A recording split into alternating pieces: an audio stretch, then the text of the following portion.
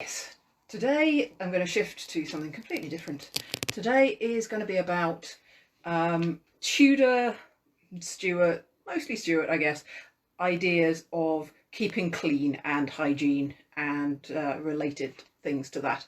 And then the idea is this will be a two-parter, and then I will look at what they actually do to add to beautify themselves, things like wigs and cosmetics. But before you do that, obviously you've got to have whatever their sense was of clean in the first place.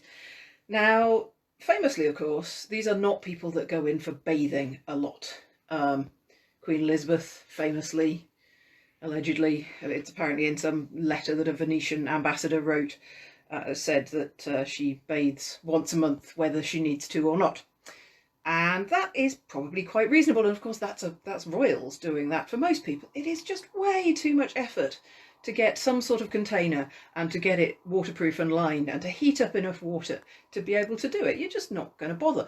Also, there are good reasons to suspect that it might not be entirely good for you.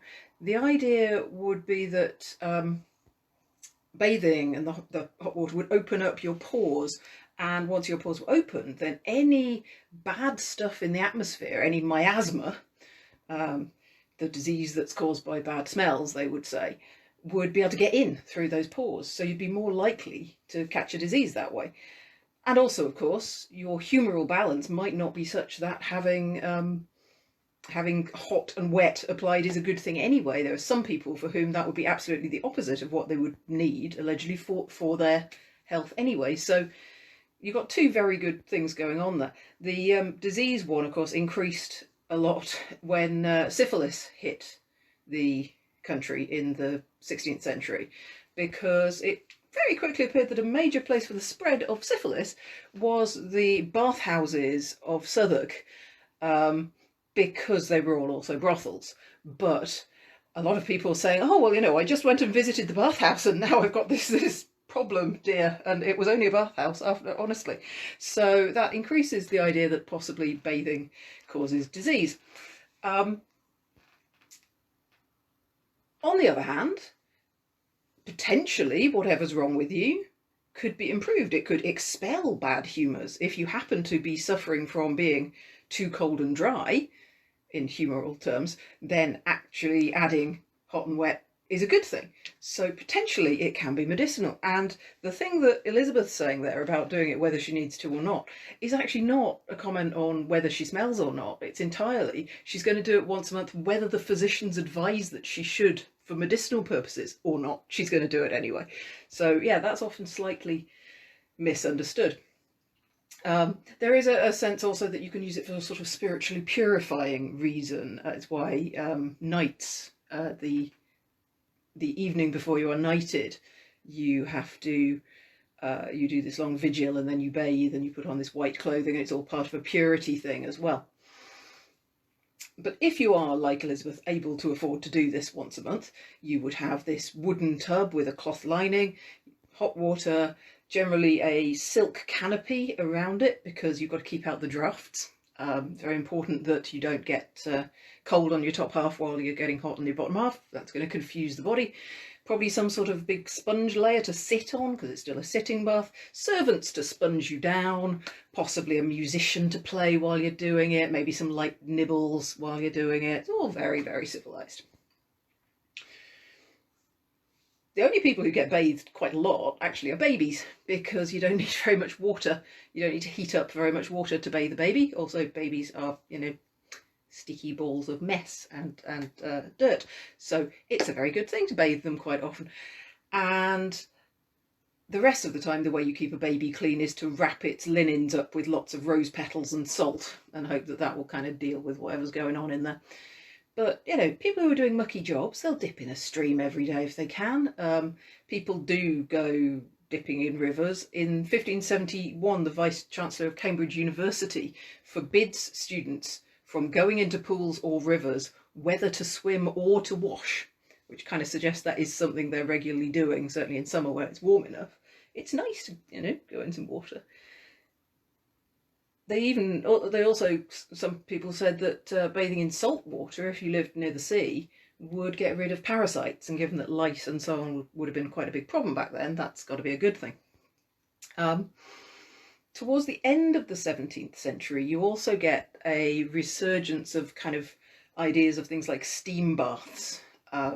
Turkish culture has become fashionable again, and the Turks, of course, have these big saunas and the like. There were some which were, everything is just the vapour because the actual bath water is beneath you, and then there's a layer with holes in it, and this lovely sort of scented herbal water is just sort of steaming up past you. Pepys' wife tries a steam bath, a Turkish bath, of course, because if you're looking for anything fashionable in the 1660s, 1670s, check out whether Pepys' family were doing it, and probably one of them was. Pepys' wife, according to Pepys, visited a hot bath to bathe herself after long being within doors in the dirt. So now she pretends to a resolution of being hereafter very clean. How long it will hold, I cannot guess. And he also says that after she's done this, it's great, after she's done this, she refuses to let him into the marriage bed until he has at least cleaned himself with warm water. Come on, Mr. Pepys. He admits that he almost never washes his feet because he thinks that if you wash your feet, you'll catch a cold. And in his whole lot of diaries, there is no mention in 10 years of him taking a bath. But he does admit that after 3 days of not being allowed in the marriage bed by Mrs. Pepys, he caves in and washes himself with warm water. So what are people doing instead if they're not taking baths as a regular thing? The point is they have just a really different idea about what it means to be clean. They aren't using water on themselves all over regularly. The usual routine involved frequent washing of hands and face. Sometimes there's a more complex thing that involves rubbing yourself all over with sort of a coarse cloth. And I cannot take this seriously, but I'm going to read it straight and you can make what you will of this. Sir Thomas Eliot, in his 1534 book, The Castle of Health, says that a morning routine should include a session whereby a man should, quote, rub the body with a coarse linen cloth, firstly softly and easily, and after to increase more and more to a hard and swift rubbing, until the flesh do swell, and be somewhat ruddy, and that not only downright, but over thwart and round. Allegedly he's talking about his whole body there, but you can decide that one for yourself, eh? More commonly, it's about washing the visible extremities, because your clothing in Stuart times is going to be down to the floor and it's going to cover your arms. So the thing you've got to do is wash your hands and your face. And actually they are very keen on hand washing. It would be considered absolutely disgusting for them not to wash their hands both before and after every meal. That, of course, is because they have a slightly lesser use of cutlery than we do, so there'll be a lot more of hands-on food, so your hands, A, need to be clean first, and B, are going to get greasy. It could be plain water, or it could be water that you've added a lot of different nice things. There are lots of recipes for hand washing waters, things like rosemary, chamomile, dried orange peel, different herbs and flowers, and it's some of them seem like they'd smell quite nice, actually. So that's the only bit you're going to be regularly washing, and it would be, beyond the pale not to. For the rest of your body, though, the whole idea is that you regularly change your under linen. You have a long linen shift, and that linen shift is supposed to take up all the sweat, and then you change that regularly, you wash that regularly, and then you underneath will be basically quite clean. Any respectable family is going to want a fresh linen, hose and shirts and underdresses, depending on gender, every day. That's why they're called shifts, because you wear them for a shift and then you take them off. So it's your next shift, because it's every day. It's a new shift. And having bright white linen visible at your cuffs, for instance, is absolutely a mark of whether you are respectable or not. And there is that sense that if you've got a clean body, which you can tell because they've changed their shift, they're constantly refreshing themselves, as it were, then you've also probably by extension got a pure mind and you're a moral and good person. John Taylor the famous poet of the era, actually wrote an entire poem in 1624 called In Praise of Clean Linen. And it says, "Thy poet never let him lack a comely clean shirt upon unto his back. Clean linen is my mistress and my theme." And actually people have experimented, as you would expect, over a period of time, using this combination of face washing, skin rubbing and linen wearing. And it can actually work very well, apparently. You can keep yourself to a reasonable degree of freshness by using that method. Then, of course, you've got a lot of linens that are sweaty, and you're going to have to clean your shifts on a regular basis. Outer clothes tend not to be so much. Outer clothes very often are not suitable for laundering. They have linings made of different materials. There'll be a kind of wool that won't go very well. They may not be that dye fast. So outer layers tend to mostly get sort of brushed and aired. But they would, we think that they don't bathe regularly. They would think we were weird for ever putting back on the same stuff touching our skin that we had worn the previous day. And that our outer clothes, the clothes that face the outside world, should also touch our skin. That would be horrible to them. So it's really odd how that's changed. And they would use soap. They do have soap. It's just that only the most expensive soap is soft enough and delicate enough to use on skin. All of the other cheap soaps are only for use on things like clothes because they're too harsh otherwise. And basically, to make a Northern European soft soap is very easy because all you need is water, wood ash, and animal fat. And those are all the things that you've frankly got lying around more or less everywhere in Tudor and Stuart England. It's a bit fiddly to do, it's a bit smelly to do, but anyone can do it. And a lot of women would just make their own for the household. This is often known as speckled soap or grey soap because the ash, because the wood, you have to burn the wood down, you get wood ash, you mix it with the water to get lye, and then you mix your lye, you drain your lye through and mix that with your fat. But you still get little speckles of ash in it, so it's known as grey soap or speckled soap. At some point, people were making so much soap out of this that they were banned from doing it themselves, largely because it was depleting stocks of animal fat, and the tallow was actually used for things like candles as well. And there was an economic issue with the balance of the price between soap and candles that was starting to tip in a way that some people didn't like. It was also taxed to buy soap, and that was a problem for a lot of people. There is a whole big economic issue going on in the 17th century about how much to tax soap by. Then below your grey soap, you've got something called coarse soap or black soap, which is, it doesn't sound like a good thing from the start, does it? Black soap is made from something called train oil, which has nothing to do with trains. We're obviously pre-trains. Train oil is made from fish oil or from whale blubber. Imagine the process of rendering that down and how lovely that must have smelled. And it's dark and it's kind of jelly-like in consistency, and it's very cheap. And the best and most and the biggest producer of both black and grey soap in the country was Bristol, and they had special taxing. They had special tax concessions as well that made it easier for them to produce the soap. Then the third kind is your Castile soap or Marseille soap, sometimes called sweet soap. And this is much less caustic, and you can use it on skin if you can afford it, which increasingly through the period you could. It kind of made its way down the social scale a bit. And it's made slightly differently because the ash in it comes not from wood, from native North European trees, but from marine plants. It's called barilla ash, and it's often seaweed, things like that.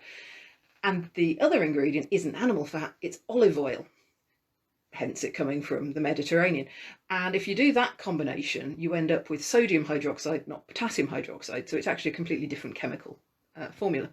This was much nicer, but also more expensive. There's a record of expenses to Edward IV's launderer for, quote, sufficient white soap tenderly to wash the stuff from the king's proper person, presumably to say his underwear. In 1565, there were imports of Castile soap into London worth £4,400, which is obviously an awful lot at the time. People started making it in this country.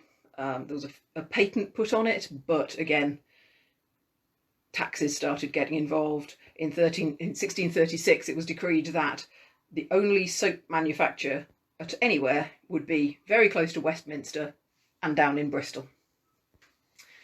Soap makers at this point start keeping their equipment under lock and key. It's also illegal to make soap on a small scale. I'm sure a lot of women must still have just been doing it for their own household and you know, going under the radar, but you had to be either doing that or you had to be making a lot of it and dealing with all the taxation that went with it. But black soap didn't have any of this happening on it. Black soap was still untaxed, and whale oil, no duty at all. And this leads actually to the first attempt that Scotland ever did to have its own whaling industry. The main driver of that was to get lots more whale oil for making their own black soap, because it suddenly could undercut all the other soaps very easily. And this leads in 1667 to the establishment of Glasgow Soapery, which again, I can only imagine how disgusting it smelled being near there. So if you could afford a little bit of this Castile soap, what you would then do is bulk it out, and you'd bulk it out with things like orris root, iris plant root, and other roots that had a bit of stickiness to them when you pulped them up, and various herbs and spices, which obviously you end up making a wash ball, and wash balls were the kind of standard in the late 17th century. People could add their own favoured scents to it, so it's very nice. Soap was also kind of available, but it is very, very mild. It contains saponin, which is a form of soap, and it does grow naturally in this country, but it's very mild, so it's only going to be useful for certain things. It's certainly not going to be useful if you've got any stains in your clothing. For that, probably you're going to have to turn to soaking it in urine. That's the best sort of mild bleach that you can get hold of at the time, but it's a very risky business because, as I say, most of the colours aren't going to be dye fast enough to handle that, so you're going to be really, really careful. This is one of the reasons why table manners in Tudor and Stuart England are so very, very good. Even though you're doing some of your eating with your fingers, you are going to be desperate to not spill it all down your front, because spilling it all down your front is going to lead to a very complicated process to try and get it clean again. You might also want to use some sort of deodorant. They are, of course, aware that one of the main stinky bits of the body is under the armpits. Of course, your linens cover that, and most people are relying on their linens to soak up the sweat. But Hannah Woolley in the mid-17th century recommends that you should pluck your armpit hairs, because then it will be less bad, and then wash under your armpits with white wine and rose water if you have problems with a stench under your armholes. Others did recommend that orris powder would take away the strong scent. They're very keen on the orris powder. I really don't like the smell, but I think you'd have to put up with it as better than the alternatives in Stuart England. There's a writer called Thomas Hill who I found a reference to say that artichokes were very good as a deodorant, although exactly how that works I have not been able to find out, and I kind of dread to think.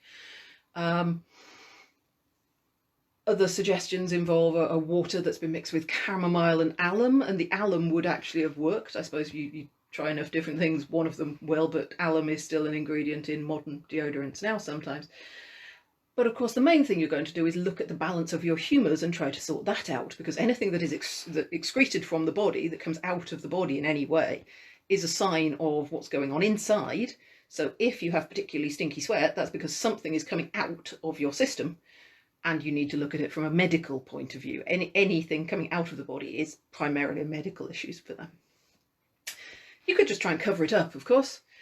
They're very keen on perfumes, very strong, deep kind of animal scent, musky perfumes from ambergris or musk or civet, which are all animal-based products. And they use them in much higher proportions than even the modern scents that use those things. And even the spice elements tend to be quite rich, deep spices, and the flowers tend to be things like rose and gillyflower, which is apparently a very kind of deep, strong scent, heavy scent. Again, rather than put them on your body, you'd use them to scent your linens before you put your linens on. Powder when you've got them in storage. Leather gloves very often come heavily scented, and the scent on the gloves can last for years and then be kind of refreshed with fresh powder. And could smell very strongly. The playwright Marlowe has a line: "Methinks the gloves have a very strong perfume, the scent whereof doth make my head to ache." Strong enough. That smells, doesn't it? Another area that you would want to keep clean, to a certain extent, if you can, is your teeth and your breath. Breath was thought to be both a sign of bad health, if you had bad breath, and a sign of your imbalanced humours, but also that it could spread imbalanced humours via miasma, bad smells, to other people. So again, it's a sort of part of being respectable, is to try and keep that to a minimum. And there were sort of aromatic mouthwashes or herbs to chew, that you might chew mint and chew myrrh. And myrrh would actually, again, have it's antibacterial, so it might help for some gum infections. Rosemary flowers boiled in water as a gargle, simple things like that. On the other hand, some of the other suggestions they have for mouthwashes and similar include things based on vinegar and honey, which might taste nice, but it's really not going to be doing your teeth much good. And other things that have a sort of abrasive component, including sugar, because that abrades your teeth nicely, gets all that dirt off it, all that plaque off it, right? So sugar is clearly exactly what you want more of to keep your teeth healthy. Some of them, again, kind of make sense. There's one involving salt and sage crushed up. That would probably be quite nice, and would at least be better than one I found that was a tooth blanche, as in whitener, made from powdered cuttlefish bone and sulfuric acid. Really would not recommend that to anyone.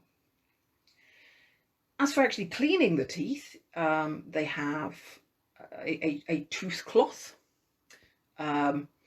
which is a wet linen that you just rub your teeth with.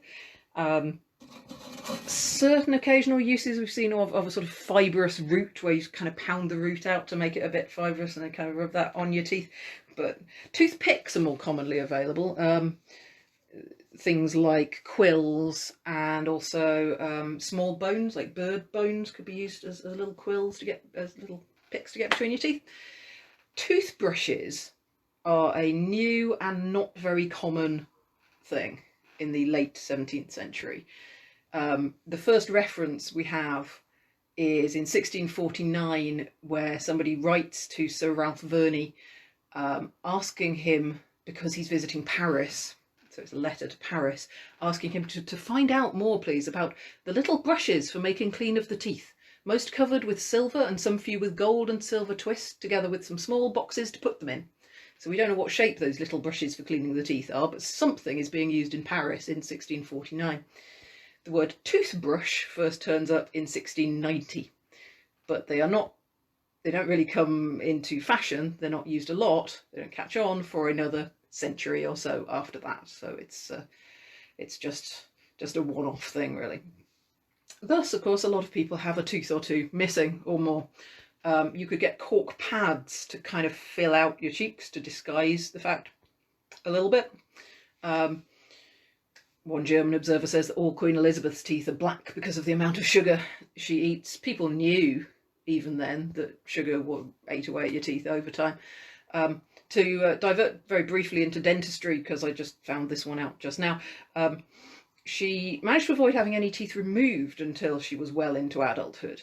And she really didn't want to have any of them removed, but after 2 days with very, very severe toothache, eventually, she's refusing to have this tooth out, and everyone says, you've got to have this tooth out.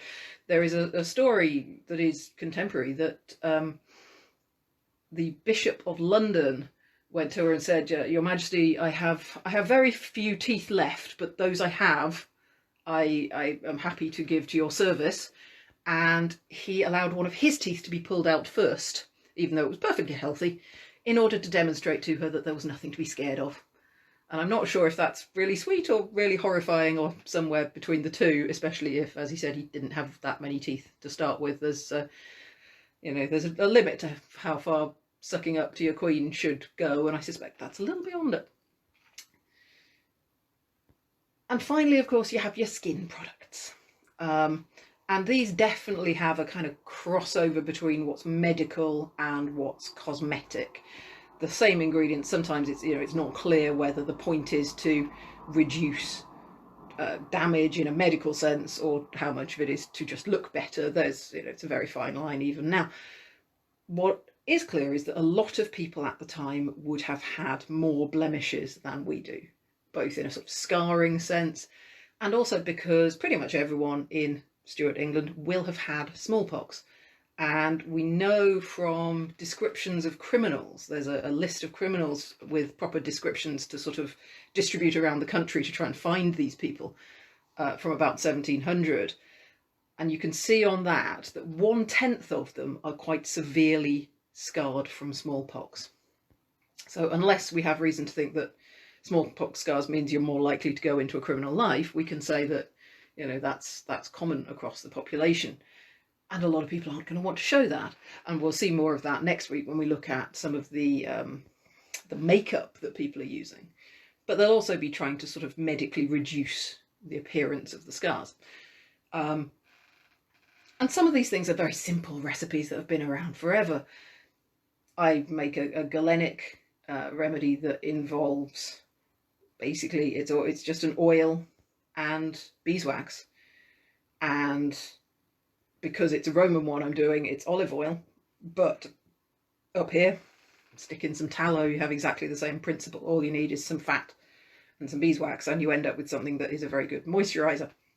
And then, of course, you add whatever herbs and so on you want into that. Some of the recipes for pockmarks and so on seem to be quite sensible. There's one that involves animal fat, some salt, which is a disinfectant, some white wine, which is mildly astringent, and pounded marshmallow roots, which is, modern marshmallows are obviously not made from the plant, the marshmallow, but that kind of sticky bounciness of them comes from the fact that the original root of the plant does have that. It's called a mucilage. It's a sort of jelly-like stuff. Or, of course, if you can afford it, there are rarer ingredients you could purchase. Apparently the 17th century sees a trend in the a rise of buying bear grease from Russia to help improve your complexion. That was something that the Romans said was very good for your complexion as well. That bear grease would help get rid of skin damage. One recipe involves a gallon of small white wine, 8 pints of rosemary flowers, 3 pints of shelled snails. Lovely. Again, I think it's that kind of gloopiness that they're going for. 3 lemons, 1 handful of balm, 1 of flaxseed, and a puppy of 9 days old. Oh dear. Puppies are involved. I knew there was going to be one nasty bit in the whole of this talk, and I'm afraid it's the use of puppy water. And that would be boiled down and the resultant liquid used as puppy water. Now, again, we can turn to Pepys here, who in 1664 has an argument with his wife because she has told him that she has used puppy dog water, being put upon it by a desire of my Aunt White to get some for her, who hath a mind, unknown to her husband, to get some for her ugly face. I can't work out from that sentence whether, she thinks that she herself is ugly and she's not going to tell her husband that she's trying to improve her own face, or quite how it works. But the important thing is Mrs. Pepys has ordered the latest thing for her complexion, which is puppy dog water. Now, in this instance, we don't know for sure whether she's talking about puppy dog urine or whether she's talking about water from boiled up puppies, because both are clearly described as being puppy dog water in other recipes. So they really need to, have 2 different terms, or preferably just not do that stuff, because that's horrible. There you go. Rather more pleasantly, Mrs. Pepys also goes to use May dew, and it had to be from May, May time. There's supposed to be some special quality in the dew that would be improving to the face. And she says, or rather, Pepys writes, Mrs. Turner hath taught her is the only thing in the world to wash her face with, and I am contented with it. Possibly Pepys is thinking about how much worse it could be. At least she's only washing her face with with dew gathered in May, not with anything that comes from a puppy dog at the moment. And you would gather it with you'd take a big sponge out and go around on the grass in Maytime to gather up as much of it as you could, and then squeeze it and leave it in a container with paper over the top with holes pricked in it so it could air or something. And you could use your May water all year if you'd collected enough of it, although I can't imagine you can get that much, even trailing a sponge through the right places. And so these continued. Every herb, pretty much, you can find some use for in this way. After all, this is a time where any farmer's wife, any gentry wife will have her own space in the kitchen, or if she's a bit richer, have her own still room for making all these preparations, and they're often thought of as medicinal, but when you actually read the lists of them, quite a lot of them will turn out to be to, say, remove freckles, for instance, because freckles are thought to not be a good thing at the time, I'm afraid, so they would try and reduce the colour of the freckles. So that's everything for today. That's the sort of cleanliness and hygiene bit of it, and then, yes, my plan is next week we will move on to the beautifying element and the criticism of this, what people actually did, the effect that it would actually have on their makeup, and also on both their natural hair and on any wigs and that kind of thing. So yeah, I wouldn't recommend some of these recipes. Others will be absolutely fine. I trust your good judgment to decide which ones are which. Not the one with the puppy dogs, okay? Good night all.